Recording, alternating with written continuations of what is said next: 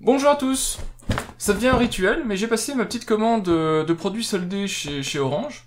Alors, la personne responsable des achats des cartons chez Orange n'a toujours pas vu ma vidéo précédente, où je suggérais déjà d'acheter des cartons un petit peu plus petits, parce qu'il y a 3 petits capteurs dans ce gros colis. Ce serait bien qu'ils mettent des cartons plus petits. Bon, bah, sans plus tarder, j'ouvre le carton, et puis je vous présente ce que j'ai commandé. Alors, outre les traditionnelles factures de chez Orange, j'ai commandé un détecteur d'inondation Fibaro. Donc ça, je vous renvoie vers ma vidéo précédente sur le test du détecteur d'inondation. C'est exactement le même, c'est toujours pas un ZW5. Donc c'est le même modèle exactement. Et 2 détecteurs de mouvement. Voilà. Orange met un petit fascicule avec pour se rétracter et compagnie. Donc, on commence avec... Enfin, on va faire d'ailleurs, on va parler que de ça, des détecteurs de mouvement Fibaro. Alors, je précise tout de suite, pour cette vidéo, que, comme pour le test du détecteur de fumée, même si vous voyez un packaging Home Live avec le détecteur de mouvement, etc., et je vais vous mettre ici le packaging d'origine du détecteur de mouvement de chez Fibaro, ce produit-là est un produit qui vient de chez Fibaro. Fibaro... voilà, vous avez aussi ici le détecteur d'inondation. Alors là, Orange se cache même pas de fournir directement les détecteurs Fibaro. Fibaro, donc une société polonaise qui fait des produits Z-Wave. Donc ce détecteur de mouvement ne fait pas que détecteur de mouvement, mais je vais en profiter de lister le contenu du pack pour vous faire le tour des spécificités. Alors, dans le pack, vous avez donc ce détecteur, il est équipé d'une pile CR123A, on verra en ouvrant, c'est une petite pile qui est pas très cher à remplacer, qui a une bonne autonomie.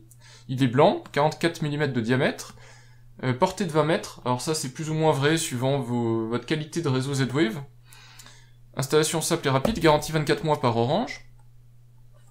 Je vous mets ici le contenu de cette tranche-là, mais je la lis pas. Voilà, et puis vous avez le dessous du packaging ici. Voilà, bah il reste à ouvrir. Hop. Un petit coup de ciseau magique. Alors ça m'est arrivé parfois, en achetant en solde Orange, d'avoir des produits qui n'étaient pas forcément scellés. Bon là c'est pas le cas, il a fallu que je l'ouvre.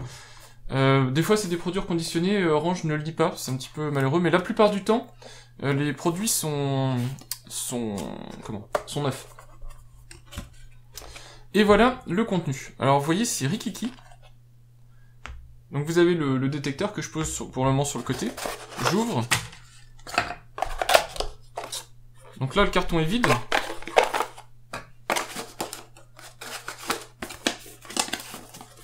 Hop. Vous avez le manuel. Alors c'est le manuel Orange. À nouveau, je vais vous mettre très rapidement un extrait du PDF du manuel Fibaro. Vous verrez que ça n'a rien à voir avec le manuel Orange. C'est vraiment extrêmement complet. Le manuel Orange que voici. Alors je zoome dessus pour que vous puissiez voir le contenu. Mais en gros, il est vraiment très peu explicatif. Hein. Parce que c'est des produits de toute façon qui sont pas très compliqués à mettre en place, et en fait l'idée c'est que normalement vous êtes censé quand vous l'achetez chez Orange avoir la box Home Live Orange, et donc par conséquent il y a très peu de choses à faire puisque c'est la box qui va vous guider. Là il se trouve que moi je vais l'utiliser avec JDOM, et donc du coup je vous donnerai quelques explications supplémentaires. Toujours est-il que le produit est suffisamment plus abouti que certains autres, donc nécessite quelques configurations, donc du coup il y a un peu plus de texte, donc le détecteur a différentes LED d'indication d'état qui sont indiquées ici. Donc il peut être bleu, jaune, violet et blanc, bleu, rouge. Vous avez quand même une indication de détection de l'angle de capture, mais vous pouvez le faire aussi à distance, donc il n'y a pas forcément besoin de le configurer depuis le détecteur. Pour la mise en service, ça je vais vous montrer directement sur le produit. L'installation, bah, c'est juste fixer le support au mur, et puis vous avez la zone de détection qui est décrite.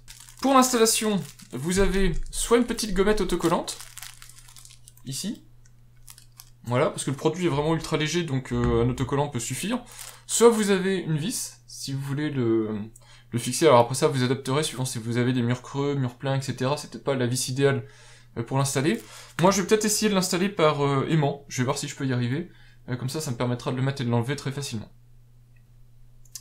Bon, alors, il faut maintenant le démonter. Alors vous avez un petit collant ici, qui permet de le tenir accroché à sa base. Donc c'est très facile, vous voyez, ça se clipse sur une petite base en plastique, que voici.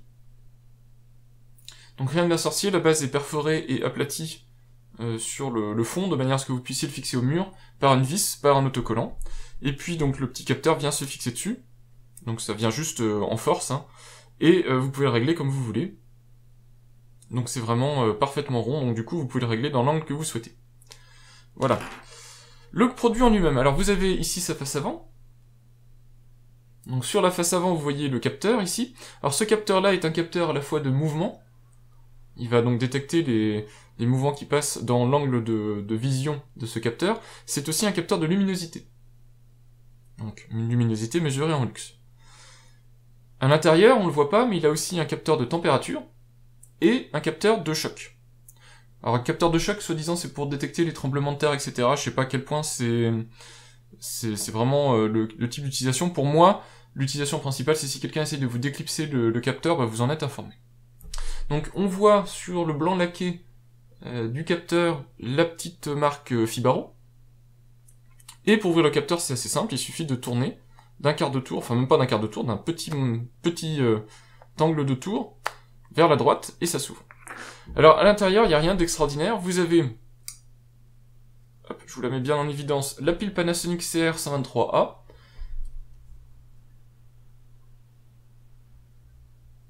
que voici. Voilà, donc c'est une pile pas tout à fait standard, vous les trouverez pas partout, mais c'est quand même pas très compliqué à trouver. C'est une pile qui ne coûte pas très cher, une dizaine d'euros je crois, oh, ça doit être 1 euro la pile, puisque j'ai dû acheter un lot un peu moins d'une dizaine d'euros, donc c'est pas si cher que ça, et ça a une autonomie plus ou moins bonne, alors ça va dépendre aussi de ce que vous demandez comme remontée d'informations à votre capteur. Plus il a besoin de communiquer, évidemment, plus l'autonomie va être faible. Et puis vous avez en bas le bouton de couplage. On voit Fibaro Group, FGMS 001. Je vous fais un gros plan de manière à ce que vous voyez bien le produit. La mise en service est très simple, vous avez juste à enlever le carton. On va le faire à l'instant. Alors, pour la mise en service, évidemment, comme je le disais, je ne suis pas équipé d'une base Home Live, mais c'est pas grave puisque c'est un capteur Fibaro, Z-Wave. Donc, pour l'appairer, ce que je fais, c'est que j'utilise mon système JDOM, et je vais l'appairer, enfin je vais l'inclure en fait. Le terme exact est inclusion. Je vais l'inclure depuis JDOM. Donc pour ce faire, bah, j'enlève le petit carton, ici. Donc ce que je vous disais là. Donc le carton empêche juste le capteur d'être sous tension. Voilà. Donc là le capteur est sous tension, mais ne fait rien. Je passe en mode inclusion. Ah, on l'a vu clignoter une fois.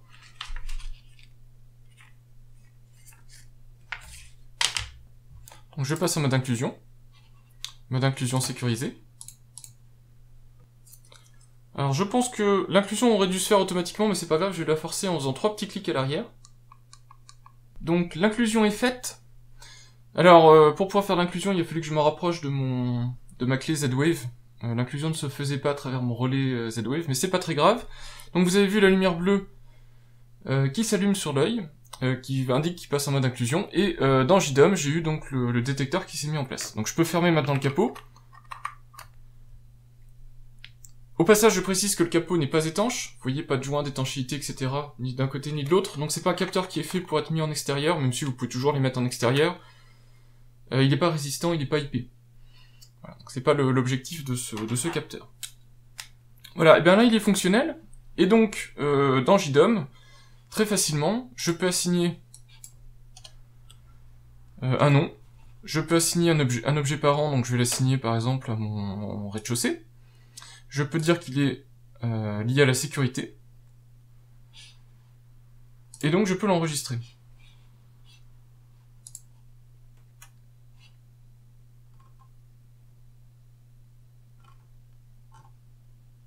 Donc on le voit apparaître ici. Alors je vous ferai un gros plan, si possible, sur le capteur, mais vous voyez sur JDOM, en tout cas, qu'il y a bien la section présence qui est disponible, donc on voit le petit bonhomme ici qui indique bien la présence, donc il a détecté un mouvement. On voit le détecteur de température, alors là je tiens dans la main, donc il est faussé, il indique 27 degrés, mais évidemment fixé au mur il vous donnera une indication plus précise. Le détecteur de luminosité qui m'indique 114 lux, et l'anti-sabotage qui est en mode panique parce que j'arrête pas de le bouger, et donc vous voyez c'est ce clignotement là qui indique que quelqu'un est en train de le déplacer. Voilà, donc une inclusion qui n'est pas très compliquée. Vous avez vu les 3 petits clics sur le petit bouton. Ça fonctionne du premier coup, et puis vous n'avez plus qu'à le fixer au mur là où vous le souhaitez, et vous aurez une détection de mouvement. Alors ensuite, je vous laisse faire vos propres scénarios, vos propres règles d'utilisation. Personnellement, je vais l'utiliser pour une utilisation basique d'alarme, donc détection de présence quand je suis absent du logement. Ça, ce sera une première chose, mais je vous mets en garde, c'est pas un produit de sécurité, c'est pas un produit alarme, hein, c'est pas une vraie alarme en tout cas. L'autre petite chose étant que je veux aussi domotiser mes lumières d'escalier, donc je veux à certains horaires de la journée que quand il détecte un mouvement dans la cage d'escalier, qu'il allume automatiquement la lumière de manière à ce que ça passe en mode automatique. Voilà. Eh bien, reste maintenant à parler du prix. Alors, il est dispo sur Amazon et sur Domadou. Je prends ces 2 boutiques-là parce que ce sont mes 2 boutiques références en termes de vente de produits. Chez Amazon, il est actuellement à 50 €. Chez Domadou, il est à 57 €. Je vous mets en garde, comme pour le détecteur d'inondation, il existe 2 variantes de ce détecteur de mouvement. La version standard, FGMS 001, et une version qui s'appelle ZW5. Alors c'est pas toujours clair sur les sites laquelle est laquelle, en tout cas c'est pas toujours indiqué si c'est une ZW5. La ZW5 est plus récente, et dispose du Z-Wave Plus, donc meilleure autonomie, meilleure portée.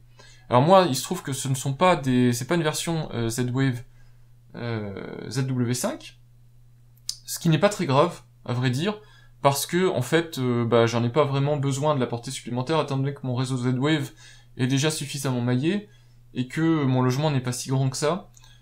Voilà, j'aurais éventuellement pu bénéficier de meilleure autonomie, mais bon, ça va pas être une catastrophe de ne pas avoir cette puce-là. Donc faites attention au moment de l'achat. Le détecteur coûte 50 €. Alors, ça reste cher pour un détecteur, mais il faut voir aussi que c'est un détecteur qui combine quand même... Alors, je vais mettre de côté la partie détection de choc ou de vibration, parce que c'est quand même anecdotique pour moi. Par contre, tout ce qui est détection de lumière, température et mouvement, vous combinez quand même 3 détecteurs dans ce petit module. Donc, même si 50 € reste cher, comparé... je crois aux 49 € d'un détecteur d'inondation qui détecte l'humidité et la température. Vous voyez, vous avez 2 fonctions sur un seul capteur. Bon, c'est déjà pas mal, je trouve. Il se trouve que, en ce moment, je l'ai acheté en solde chez Orange, et je l'ai eu pour 19 €. Alors là, c'est imbattable, je pense. C'est toujours possible peut-être de l'avoir encore moins cher, mais bon, faut vraiment chercher, parce que c'est vraiment un très très bon prix. Voilà. Que dire de plus? La compatibilité du produit, peut-être. Alors là, je me base sur la boutique de Domadou, donc il est compatible JDOM, il est compatible IDOMUS, il est compatible Zipabox, il est compatible évidemment avec la box Fibaro, c'est un produit Fibaro, c'est la moindre des choses, et la box ZBase. Il est évidemment compatible HomeLive, hein, ça paraît aussi coulé de source. Les belles images qu'on voit ici ne reflètent pas forcément exactement la réalité. Je vous ai montré à peu près à quoi ressemble la lumière qui sort de ce produit. Ça ressemble pas vraiment à un œil de Sauron ou un œil de chat. C'est plus une petite lueur avec une petite zone un peu plus sombre au milieu. Donc c'est pas aussi beau que ce que vous verrez sur les images marketing. Toujours est-il que c'est un produit qui tient ses promesses, parce que il est compact, il est très autonome. J'imagine que je vais avoir à peu près la même autonomie que mes autres capteurs Z-Wave, et a priori il fonctionne bien. Donc toujours est-il que je vais le tester, je vais l'installer et le tester intensivement, mais pas de raison qu'il ne fonctionne pas comme mes autres capteurs. Voilà. Eh bien, un produit qui en tout cas moi me plaît beaucoup et m'incite vraiment à m'investir un peu plus dans les produits Z-Wave, parce que c'est des produits qui coûtent pas si cher que ça, qui sont bien conçus et qui sont extrêmement faciles d'emploi. Donc voilà, un petit produit que je vous conseille, que je vais mettre maintenant dans mon logement et que je vais essayer intensivement, et puis je vous tiendrai au courant. Et puis rappelez-vous, je fais une suite de vidéos concernant la domotique, donc vous verrez prochainement probablement des petits scénarios, des petits sketchs que je ferai avec ce capteur là pour vous montrer les logiques que vous pouvez mettre derrière avec un tout petit capteur de ce type là. Voilà, je vous remercie d'avoir suivi ce test, et puis je vous dis à bientôt pour de prochains tests et de prochaines vidéos. Au revoir.